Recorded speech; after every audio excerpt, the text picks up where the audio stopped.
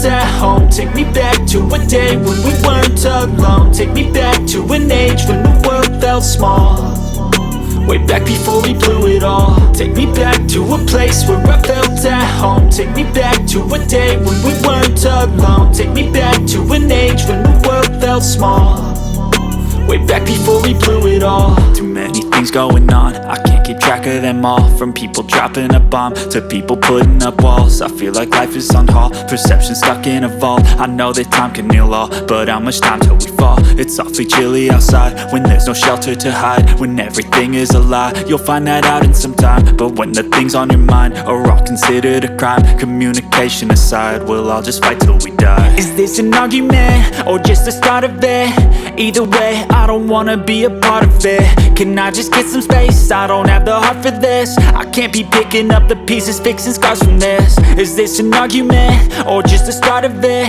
I wanna drive away so I can be so far from it.